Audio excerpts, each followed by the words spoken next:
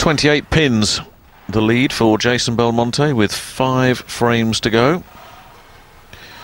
28 pins can be erased very quickly, but you'd sooner have the lead than be facing the deficit. And he really is starting to tear it up now. If he just carries on like this, there will be nothing Zara Glover can do about it.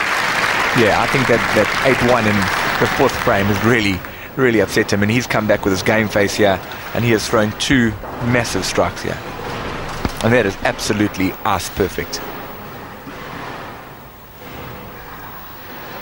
Yeah, that is a double to savour, and at a timely moment in the match as well, just as he'd had that open frame that let Glover right back into it. He's come back and said, no, my match.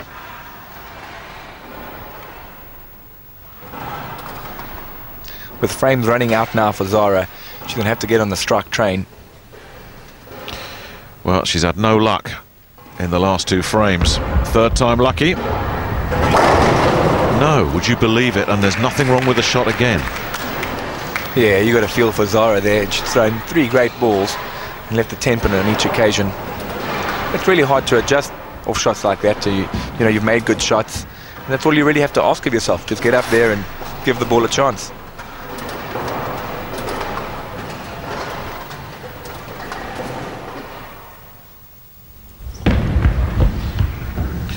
Well, you can't play the what-if game in bowling or any other sport, but you can't help think, what if those 3 pocket hits had been strikes? We'd have a totally different match on our hands.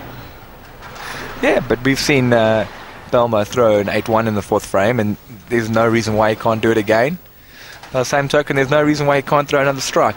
But I think another strike now really will start to hurt you know, Zara's chances of winning this match. Yeah, it's starting to become a big deficit now, and frames running out, and Belmonte working a double. Yeah, he's got a chance to really pull away here. Belmonte looking for 3 in a row in there like swimwear.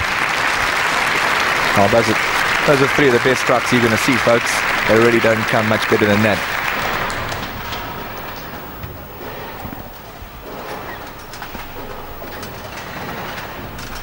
That ball just driving through the 1-3 pocket.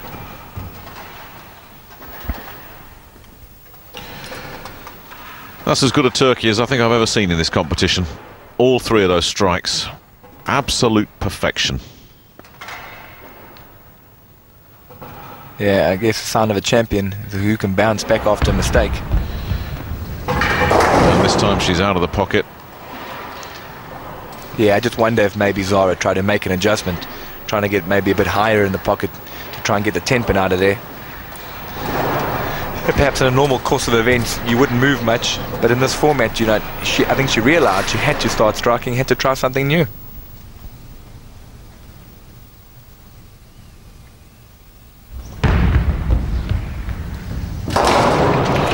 Just about kicking that 10 out, but it looks like girl power is being put on hold once again here, because Zara Glover has got a mountain to climb. That deficit has now risen to over 50 with 3 frames left.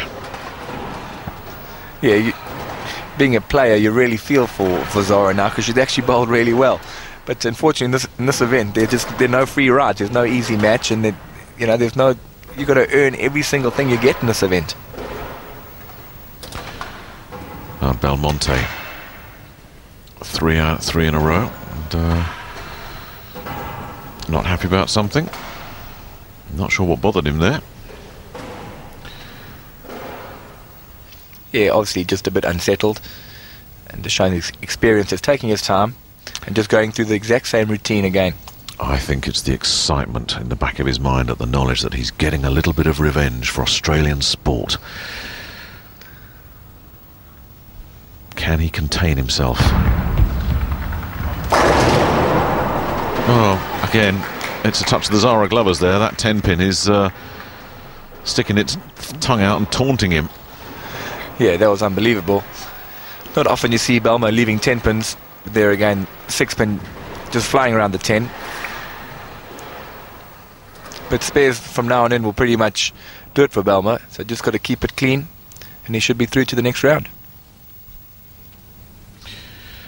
Don't want to jinx him, but he's he's bowled very efficiently with this spare ball, particularly in that first game when he had a lot of single pin spares it seemed to deal with. And he's made no mistake whatsoever with that one.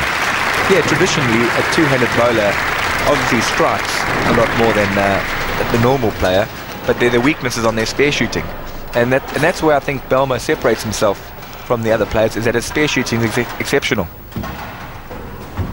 Well, it's one of those elements of your game, isn't it? You know, everybody gets excited about the strikes, but you know, you've got to know how to take care of business as well if you want to be a champion. And if you've got single pins, the guys that miss those single pins, we see it all the time, they're the guys that don't go anywhere. It's kind of the unglamorous dirty work that you've got to do. Yeah, well, many a game has been won and lost between a difference of 10 pins, and that's what you lose every time you miss a spare. Glover's had 4 spares in a row, and they've all been good pocket hits. 3 of them have. That wasn't the best pocket hit either, and we can put the lights out on Zara Glover now, because she's got no chance of pulling this deficit back from here. Yeah, unfortunately for Zara, this is not her year to win her first match here, but I'm sure she'll be back, and she still want to finish off with a good game here. 212 maximum score for Zara for this game.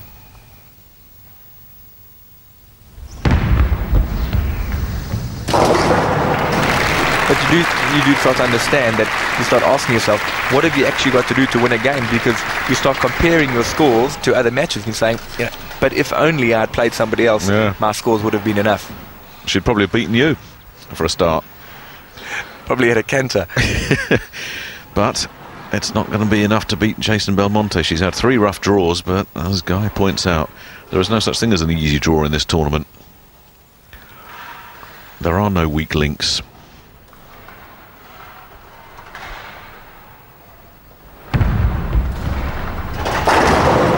Belmonte just putting an exclamation point on the affair.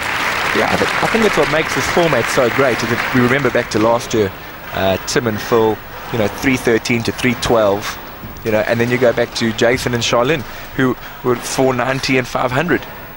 So although the differences in the 2 matches, scores were great, but the matches were terribly exciting.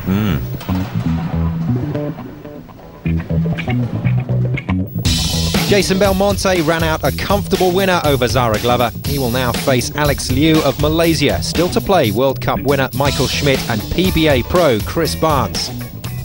In the top half of the draw, the defending champion Jens Nickel is through to the quarters, along with Guy Kaminski. From the Netherlands, Wim van der Veen takes on England's Paul Moore. But for the moment, the story of the Masters is about another female falling at the first hurdle, this time at the hands of Jason Belmonte.